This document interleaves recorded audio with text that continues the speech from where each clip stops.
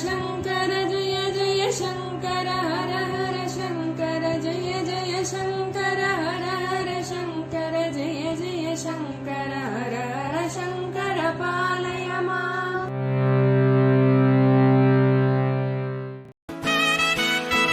Mahasankara matrimony மிகவும் மேம்படுத்தப்பட்ட online திருமணப்பதிவு இணையதளம். இந்த இணையதளத்தில் பதிவு செய்வது மிகவும் எளிது. பதிவு செய்யுங்கள், பிறகென்ன கெட்டிமேளம்தான். உங்களுடன் நாங்கள், உங்களுக்காகவே நாங்கள். விவரங்களுக்கு தொடர்பு கொள்ளுங்கள்.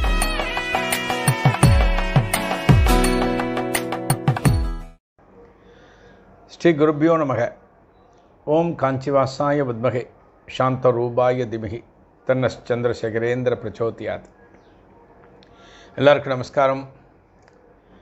மகாபரிவா மகிமை அனுபவத்தில் நம்ம இப்போ பார்த்துட்டுருக்கிறது வேதம் தொடர்பான சில நிகழ்வுகள்.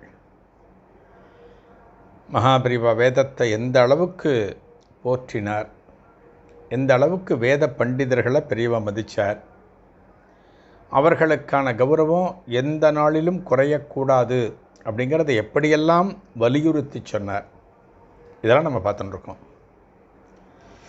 இன்றைக்கும் நம்ம இந்த வேதம் தொடர்பான ஒரு சம்பவத்தை பார்க்க போகிறோம்.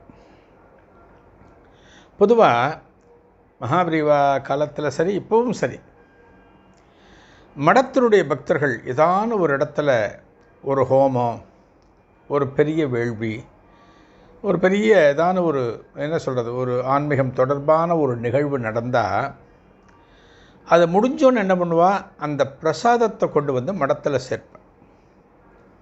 இது தொன்று தொட்ட காலமாக நடைமுறையில் இருந்து வரக்கூடியது. இன்றைக்கும் பல ஊர்களில் யாகம் இதெல்லாம் முக்கியமான விசேஷங்கள் நடந்தது அப்படின்னா அந்த பிரசாதத்தை இன்றைக்கு பீடாதிபதியாக இருக்கக்கூடிய ஸ்ரீ சங்கர விஜயேந்திர சரஸ்வதி சுவாமிகள் எந்த இடத்துல இருக்காரோ அங்கே கொண்டு போய் சேர்ப்பேன். மகாபரிவ காலத்தில் இதுபோல் ஒரு நாளைக்கு ஒரு பெரிய ஹோமத்தை நடத்திருக்கா ஒரு ஊரில். அது முடிஞ்சு அந்த பிரசாதத்தை கொண்டு வந்து பெரியவாட்டை கொடுக்கறதுக்காக மடத்துக்கு வந்திருக்கா. இந்த யாகத்தினுடைய பிரசாதங்கள், மாலைகள், விபூதி, குங்குமம், தீர்த்தம் இதெல்லாம் கொண்டு வந்து வச்சுருக்க.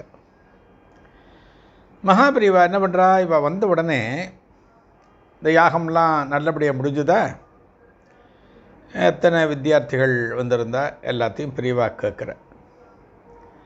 இந்த யாகம் எத்தனை நாட்கள் நடந்தது, என்னென்ன யஜ்ஞங்கள் நீங்கள் அதில் பண்ணினேள் அப்படிங்கிறத கேட்குறா.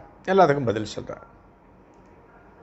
சொல்லி முடித்த பிறகு மகாபரிவா அடுத்து கேட்கிறார், இந்த யாகத்தை நடத்தி வைக்க வந்த வைதிகளுக்கு சம்பாவனை பண்ணினேளியோ அப்படிங்கிற. ஒன்றும் பெரியவா சம்பாவனை பண்ண. எவ்வளோ பண்ணினேள் பெரியவா கேட்கிறார்.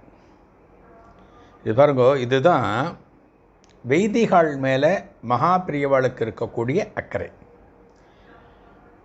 அவளுக்கு எவ்வளோ செஞ்ச, எவ்வளோ சம்பாவனை கொடுத்த அப்படின்னு பெரியவா கேட்கிறார். அதுக்கு அந்த குரூப்பில், இந்த கோஷ்டியில் வந்த ஒருத்தர் பிரசாதம் கொடுக்க வந்திருக்கா இல்லையா, அந்த குரூப்பில் ஒருத்தர் வந்து பெரியவாட்ட சொல்கிறார், பெரியவா நாங்கள் வந்து அதை 2 விதமாக பிரித்து பண்ணினோம் அப்படிங்கிற சம்பாவனையை. 2 விதமாக பிரித்து பண்ணினோன்னு சொன்னோடனே மகாபரிவா ஒரு சில வினாடிகள் மௌனமாக இருக்க. அப்புறம் கேட்கிறா, 2 விதமாக பிரித்து அப்படின்னா எப்படி அப்படிங்கிற. அப்போ சொல்கிறார், பெரியவா வேதம் படிக்கிறவா, வேத பாராயணம் பண்ணுறவா இன்றைக்கி பார்த்தோம்னா வயசானவாளும் இருக்கா,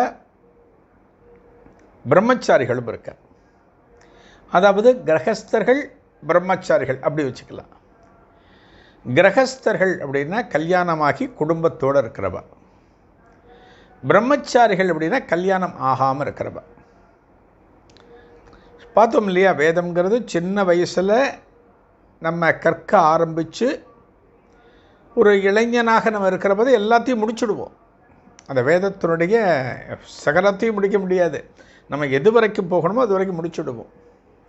அதனால் இன்றைக்கி நீங்கள் எந்த இடத்துல ஒரு யாகத்திற்கு போனாலுமே பிரம்மச்சாரிகள் நிறைய பார்க்க முடியும். அவள் கச்சம் கட்ட மாட்டாள், பார்த்து ஈஸியாக கண்டுபிடிச்சிக்கலாம். மகாபிரியோட்ட சொன்ன உடனே பெரியவா கொஞ்சம் ஒரு மாதிரி பார்க்குறா. அதாவது கிரகஸ்தர்களுக்கு தனி, பிரம்மச்சாரிகளுக்கு தனியாக பிரிச்சுன்னு சொன்ன உடனே பெரியவா அடுத்து ரியாக்ட் பண்ணுறா. சொல்கிறாளாம், இப்போ உங்கள் கிரகத்தில் ஒரு உஞ்சவிருத்தி பிராமணர் வரான்னு வச்சுக்கோங்க. உஞ்சவிருத்தி பிராமணர் நீங்கள் என்ன பண்ணுவீள் அப்படிங்கிற. உஞ்சவிருத்தி நீங்கள்லாம் கேள்விப்பட்டிருப்பீள். உஞ்சவிருத்திங்கிறது ஒரு பாகவத சம்பிரதாயம். ஒரு பெரிய நிகழ்வு நடக்க போகிறது அப்படின்னா அதுக்கு முன்னாடி உஞ்சவிருத்தி போவா. கிராமங்களில் அங்கே இருக்கிற ஒவ்வொரு வீடாக போய் அவள் கொடுக்கக்கூடிய அரிசி, பருப்பு, தட்சணை இதெல்லாம் வாங்கி அவள் பண்ண போகிற இந்த நல்ல காரியத்தில் இவற்றையெல்லாம் சேர்த்து கொள்வார்கள். இந்த உஞ்சவிருத்தி எடுக்கக்கூடிய பிராமணர் எப்படி இருப்பார் அப்படின்னா கச்சம் கட்டின்னு இருப்பார். அவர் கிரகஸ்தராக இருக்கணும், கச்சம் கட்டின்னு இருப்பார். தலையில் ஒரு துண்டு முண்டாசு போல் கட்டின்னு இருப்பார். அவரோட கழுத்தில் பார்த்தீங்கன்னா ஒரு சொம்பு, பிக்ஷை வாங்கிறதுக்கு, அரிசி வாங்கிறதுக்கு ஒரு சொம்பை கட்டின்னு இருப்பார். கையில் பார்த்தீங்கன்னா சப்பலா கட்டை கட்டின்னு இருப்பார். பாடிண்டே வருவார். எக்கச்சக்கமான கீர்த்தனைகள் இருக்கு இல்லையா, அந்த கீர்த்தனைகளை பாடிண்டே வருவார். இவர் பாடிண்டே வருவார். அந்த குரூப்பில் பின்னாடி வரவா அந்த கீர்த்தனையை பின்னாடி பாடுவா, பின்பாட்டு பாடுவா. இப்படியே ஒவ்வொரு வீடாக போய் வீட்டு வாசலில் நிற்பா. இன்றைக்கெல்லாம் பார்த்தீங்கன்னா இந்த உஞ்சவிருத்தி வரக்கூடிய தகவலை முன்கூட்டியே சொல்லிவிடுவோம். இந்த ஃப்ளாட்டுக்கு வரோனாங்க, உங்கள் ஃப்ளாட்டில் இருக்கிற ஒரு 16 வீடுகளுக்கு சொல்லிவிடுங்கோ, நாங்கள் கார்த்தால 9 மணிக்கு உங்கள் ஃப்ளாட்டுக்கு வந்துடுவோம் அப்படிம்போம். ஒவ்வொரு வீட்டுக்கும் போய் இந்த பாகவதர் உஞ்சவிருத்தி வாங்கிட்டு வந்து அதை கொண்டு வந்து சேர்த்துடுவாள். இந்த அரிசி சேர என்ன பண்ணுவா, வந்து சைக்கிளோ ஒரு ரிக்ஷாவோ எடுத்துன்னு வருவாள். அதில் மூட்டையெல்லாம் அரிசியை கொண்டு சேர்த்து, பருப்பை கொண்டு சேர்த்து, அதெல்லாம் ரொம்ப பங்குடு ரொம்ப கரெக்டாக பண்ணிட்டு வருவாது. இதுதான் உஞ்சவிருத்திங்கிறது. ஆதிசங்கரர் வந்து உஞ்சவிருத்தி எடுத்து தான் சாப்பிட்டார். மகான்கள் அந்த காலத்தில் சன்னியாசிகள் வந்து உஞ்சவிருத்தி தான். ரமணர், திருவண்ணாமலை ரமணர் பார்த்தோம் அப்படின்னா அவர் கீழே திருவண்ணாமலையில் ஒரு தெருவுக்கு போக சொல்லிவிட்டு அங்கே இருக்கிற சாப்பாட்டை வாங்கிட்டு வந்து அதெல்லாம் பங்கு பிரித்து எல்லாருமே சாப்பிடுவார். உஞ்சவிருத்தியில் பல வகை உண்டு. அரிசியாக பருப்பாக வாங்கிறது உண்டு. இப்போ ரமணர்லாம் சாதமாக வாங்கிட்டு வந்து அதில் ஒரு ஜலத்தை ஊற்றி கலந்து சாப்பிடுவார்னு நம்ம பார்த்துருக்கோம். இதன் தொடர்ச்சி என்ன, நாளை நிகழ்வில் காணலாம். நன்றி, வணக்கம்.